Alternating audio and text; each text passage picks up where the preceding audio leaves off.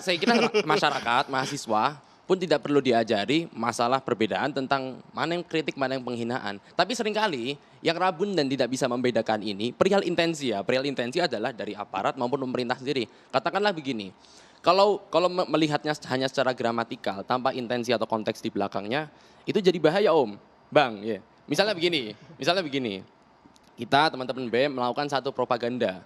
Hubungan kita dengan presiden itu kan cek control and balance.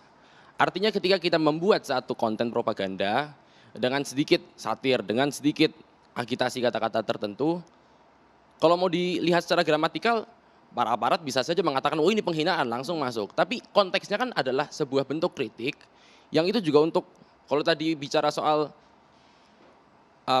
intensi dari hukum pemidanan adalah untuk kemajuan bangsa, ya kita sama-sama berdemokrasi untuk visi terbaik untuk bangsa kita juga. Nah, ini kembali lagi kepada pasal 349. Kalau kita baca di penjelasannya adalah untuk harkat dan martabat lembaga negara.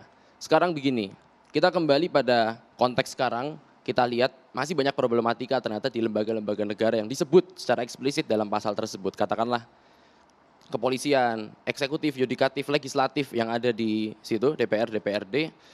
Toh kalau kita mau mendorong kehormatan lembaga-lembaga tersebut, ya saya kira caranya sederhana, kerjanya diperbaiki, kepercayaan publik yang ditingkatkan kembali dengan mengurangi kontroversi-kontroversi tadi, alih-alih dengan malah justru membatasi kritik kita yang sebenarnya juga bisa jadi konstruktif bagi lembaga tersebut, kan gitu Bang Albert. Anda merasa pasal ini membatasi kritik dari masyarakat, termasuk Anda? Oh ya jelas, karena lagi-lagi yang terjadi sekarang, misalnya kalau merujuk pada contoh pasal karet lain dalam UU ITE, Pak Wamenkumham sendiri yang bilang kok, tahun lalu saya ingat ya, beliau sendiri mengatakan bahwa UU ITE pasal 27 sampai beberapa 28 dan beberapa lainnya adalah disebut sebagai pasal keranjang sampah. Dan yang terjadi di RKUHP sekarang pasal 349, tadi juga disebut 218, ini juga rawan menjadi pasal yang sedemikian rupa, dan kita menyayangkan kenapa Pak Wamenkumham yang juga alumni saya ini, UGM ini, kok tidak mempertimbangkan konteks tersebut dalam rancangan KUHP. Tapi kan itu delik aduan Mas Salid. Ada ayat 3-nya, ada turunannya, itu delik aduan. Bagi pucuk pimpinan lembaga yang merasa tersinggung atau terhina dengan perkataan maupun tulisan. Konteksnya lembaga negara. Tapi lagi-lagi tidak dispesifikkan Bang. Sebaca saya ya, aduan ini tidak spesifik apakah harus pimpinannya atau siapa. Bisa jadi kepolisian misalnya. Ada banyak anggota kepolisian kemudian kita mengkritik dengan cara yang mungkin secara gramatikal bisa diperdebatkan. Tapi akhirnya itu diadukan oleh individu-individu yang ada dalam institusi itu sendiri, dan kita membayangkan apakah ini ekstrimnya ya, apakah nanti seseorang yang bukan siapa-siapa dalam institusi tersebut sah-sah aja mengadukan kami yang mengkritik atas dasar penghinaan tersebut. Nah makanya ini kan begini kan, kita di sini untuk diskusi, membedakan mana sih yang kritik, mana yang delik. Kalaupun perbedaan itu dianggap tipis oleh teman-teman, kita bisa formulasikan itu di penjelasan kan. Satu. Kedua, yang disampaikan tadi oleh Khalid adalah persoalan di lapangan yang tidak bisa disamakan dengan perumusan norma dalam RKUHP.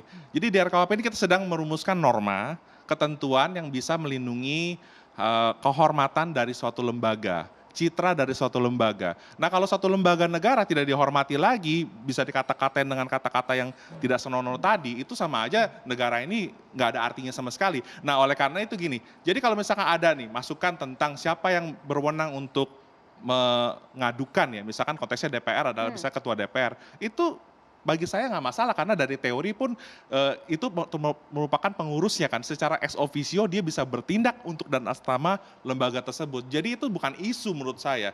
Tapi yang harus bisa dibedakan adalah tadi kan, contoh Lemdak dan kasus yang terjadi di Gorontalo itu jelas banget, gampang membedakan mana yang kritik, mana yang delik. Jadi semudah itu sih, as simple as that, membedakan kritik dan delik gitu loh. Ini UI dan UGM tahan dulu sebelum bahas yang lain ke DPR dulu sebagai mantan anggota DPR. Bang Ruhut Sitompul, apakah ketika anggota DPR kemudian lembaga DPR ini dihina, Anda akan mengadukan tersebut? Perlu tidak sih ada pasal ini?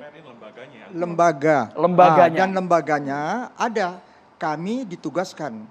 Jadi ada beberapa dari fraksi yang ditugaskan, contohnya seperti kaitan dengan DPR, di MK kami lawyer-lawyer dari DPR tersebut yang hadir. Begitu juga apabila ada masalah pidana. Jadi ada kok mekanismenya. Tapi kembali, ini perdebatan yang baik sekali ya.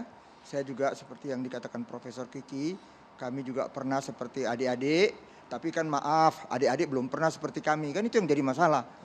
Dan saya khawatir, masalah waktu saja ini, bukan, Bang. enggak, Itu kan kami ini sedang mendiskusikan masa iya, depan iya. kami Dan gitu. Kita bukan, menggugat masa depan. ini pengalaman saya, ya, pengalaman saya nih, moral force, clean government, wah galak banget kawan-kawan saya kiri kanan, ya, udah jadi DPR, maaf aja bos, dia yang duluan maling bos, ini yang ngeri. Jadi maksud saya ini kan pikiran-pikiran brilian, bagus, tapi tetap, ya, siapa manusia pelaksananya, itu aja kok. Kalau manusia pelaksananya berjalan dengan baik sesuai dengan hukum, nggak ada kok yang kita khawatirkan. Termasuk yang kita perdebatkan Tapi sekarang. pelaksananya kalau salah kan bisa mencoreng lembaganya, Bang Ruhut. Kalau Iya. manusia yang mengatasnamakan oknum tersebut melakukan kesalahan, lembaganya lagi yang kena Iya, bully oleh masyarakat. karena itu, tapi nggak usah khawatir kalau seperti kami, lembaga kami 5 tahun sekali. Tapi lucu, ya tetap aja dipilih gitu. Kalau jangan dipilih yang merusak nama lembaga, kan itu. Tapi memang ya, saya ngerti lah adik-adik mahasiswa. Saya juga suka sedih, ya. Nyatanya sekarang ya inilah, karena apapun kan partai politik itu kan aset. Jadi kita mau bilang apa? Nanti caleg banyak residivis, pasien KPK ikut caleg lagi. Kita sedih, saya juga sedih. Saya ada di dalamnya, ya. Saya sedih lihatnya, tapi yang mau bilang apa begitu?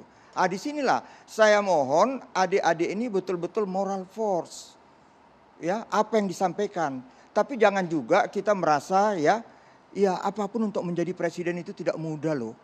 Ya. Apa yang kita sampaikan ini bukan bentuk dari moral force itu sendiri, Bang.